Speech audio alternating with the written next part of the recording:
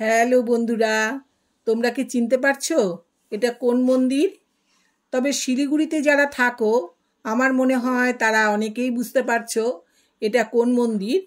হ্যাঁ, তোমরা ঠিকই ধরেছো। এটা হলো শিলিগুড়ি পাঞ্জাবি পাড়াতে অবস্থিত শ্রীকৃষ্ণ প্রণামী মন্দির। এটি একটি সুপরিচিত ধর্মীয় স্থান। এখানে মনোরম পরিবেশ এবং শান্তিপূর্ণ অনুভূতির জন্য পরিচিত একটা জায়গা। এখানে সব বয়সের এবং সব ধর্মের মানুষ আসে। 1965 সালে ব্রহ্মলীনজি মঙ্গলাদাসজি মহারাজ দ্বারা প্রতিষ্ঠিত হয় এই মন্দিরটি, এবং 2020 সালে মহাগুরু স্বামী সদানন্দজি মহারাজ দ্বারা এটি আবার নতুনভাবে নির্মাণ করা হয়।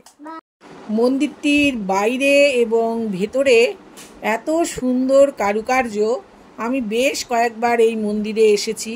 সত্যি এর কারুকার্য দেখে মনে হয় যেন বাইরে কোনো জায়গায় এসেছি।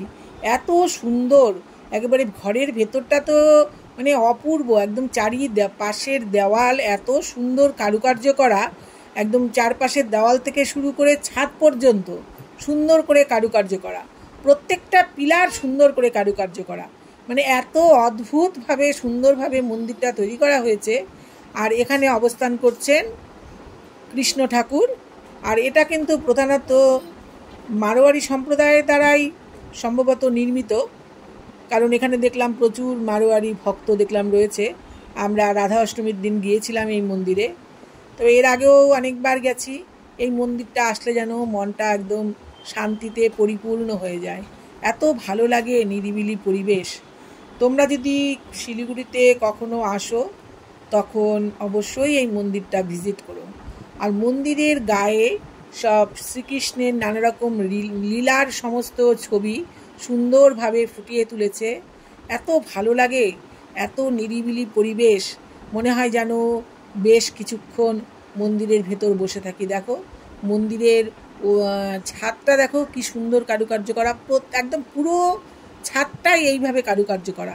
ছোট ছোট সমস্ত কাচের টুকরো, পাথর সমস্ত কিছু দিয়ে মিনাকারি করার মতো, এত সুন্দর, মানে অদ্ভুত সুন্দর, না দেখলে মানে বোঝাতে পারছি না আমি, মানে এতই সুন্দর।